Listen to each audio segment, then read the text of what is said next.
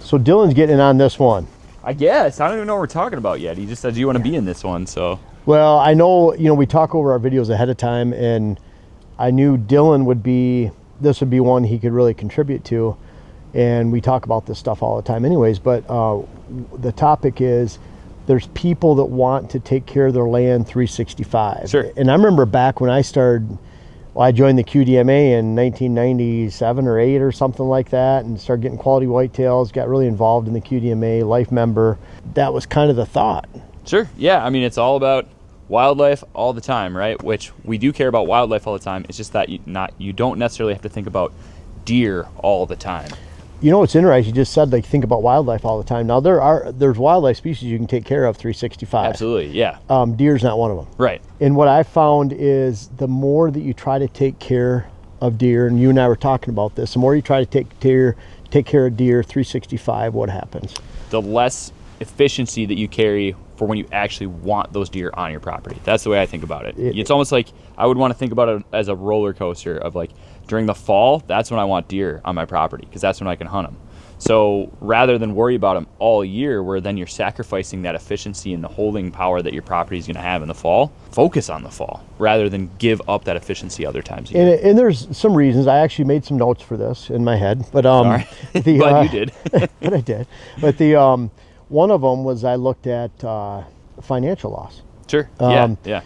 If you think that you're taking care of the deer 365, and I would say there are exceptions to every rule. If you're thinking you're taking care of the deer 365, there's almost in some ways a level of arrogance, that you need to take care of them. I don't think you need to take care of the deer. You don't need to take care of them. And also, again, going back to efficiency, we only have so much time to work on things, whether you work full time, you got a family, you've got other hobbies that you want to do. Rather than worry about all these tasks all year, you can really put all your eggs in the basket of focusing on the fall. And those deer are going to take care of themselves during the other times anyway, right? So yeah, and I kind of go back to having conversations with John Azoga up in the UP. He's the foremost deer research biologist.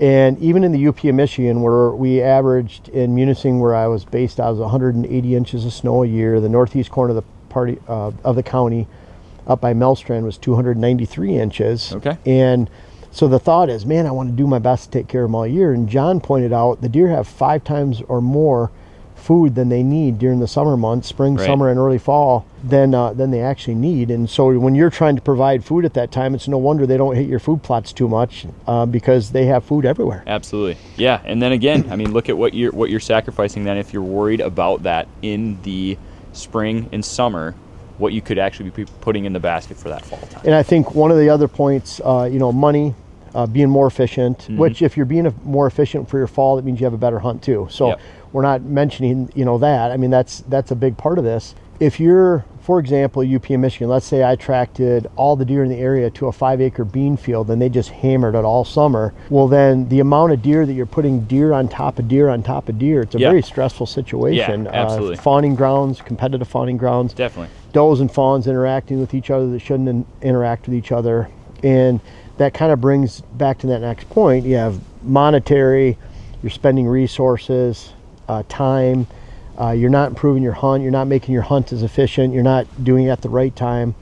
But then at the same time, if you're building all this habitat and you're holding those deer during the summertime, then you get that summer carryover of does into the fall. Well, look at the resources that you're depleting as far as your browse within the timber as well that time of year, especially right? during the wintertime even. Yep. I mean, exactly. What are you going to carry into the winter if it's already gone going into the fall? And that applies to food plots and your habitat and browse. Definitely. So, and the doe discussion is always an interesting one, and I feel like we open a lot of eyes when we start talking about doe factories and stuff like that. And a lot of people like to slam and say, oh, it's not a real thing. But how many clients do you go to where you see that they're doing summer food and they're complaining about, all we have is does. We hardly ever see bucks. Bucks only come out at night. Our bucks are all nocturnal, when really they just don't live there because of those social stresses, right? So if you're I like to think about it as like playground, right? Like you're establishing this playground at the park for the moms and their kids. Where's the old man going to go sit? He's going to go find a bench way away from all that at the park and feed the birds on his own, right? Yeah, he's going to go sit where he can relax. Yes, exactly. That's a good analogy. I like that one. Mind if I use that sometime? That's all yours, yeah.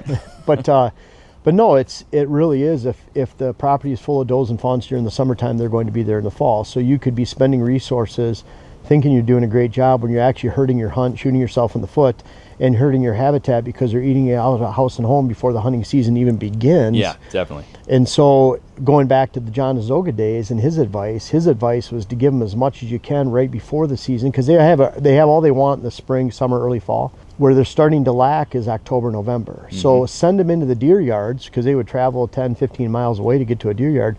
Send them into the deer yards with as full a tank of gas as you can. Yeah, that's a good thought as well. And then make sure they have food, which in our case was rye, because that was a week before clover, 2 to 4 weeks earlier.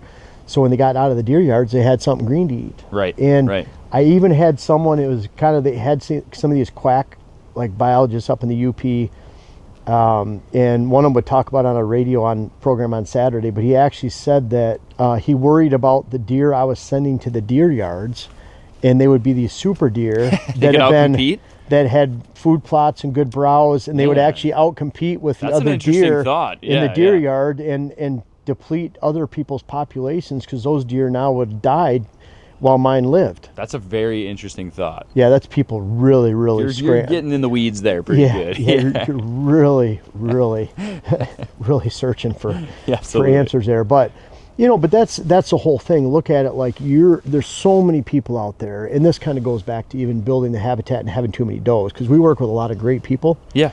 And they want to do what's best. And so they think by spending the most on habitat, even the resources of time and money, and trying to do what they can all year, that's going to help not only deer but wildlife, and they're doing the best thing, when actually most of the time it's having the reverse effect. Yeah, you're taking away from your fall potential by offering too much early. Again, think about the roller coaster.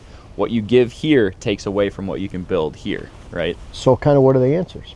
What do? We look at fall food, fall habitat. Summer we're in building mode, and that's not only building on the property, building our habitat so that we can actually, our food plots, so we can have that, but for the fall and winter. But we're also, it's a great time to build soil.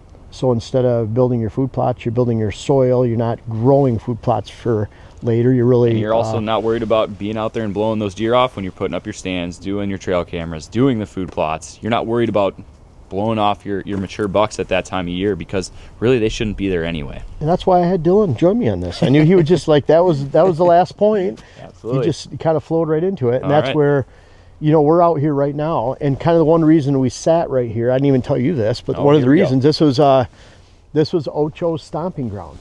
Jen shot Ocho last year. It was a buck she was after for 2 years. She got him after a lot of ups and downs last year in a roller coaster of the season, but this is where he lived. This is the type of area, it's full of regen. We have aspen cuttings down here.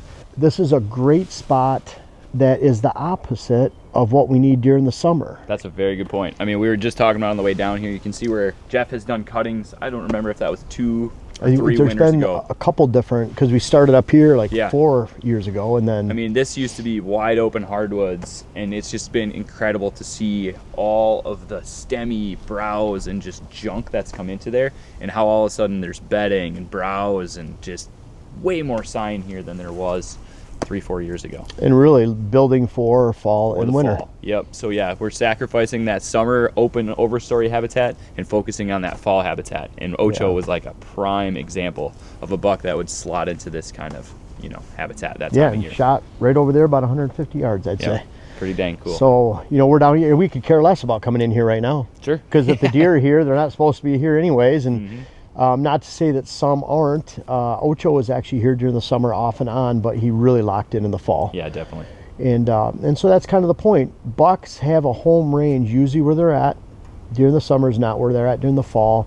There are exceptions to that rule. And I'll say the number one exception to that is our small parcels of cover completely surrounded in ag land. Sure. That might be the only place deer can live. And so you even have some people in the industry that they have woods completely surrounded by ag, and they'll say, well, that's not what happens here. Well, they don't understand that's the only place there's an exception to that rule because of rules. Everybody thinks we want to speak in absolutes, but we're speaking for the majority application, right? Like there are exceptions to And all the these concepts. rules, you know, especially, yeah, if you're in herd building mode as well. I mean, that's a time when you do want to offer more of that summer habitat food so that we can actually bring some deer in and establish that year-round use on your parcel. Yeah. You know? Yeah. So there are exceptions to everything, but in general, working on your property for 90 days, you know, that's the lowest toll in the bucket, October, November, December. Yep.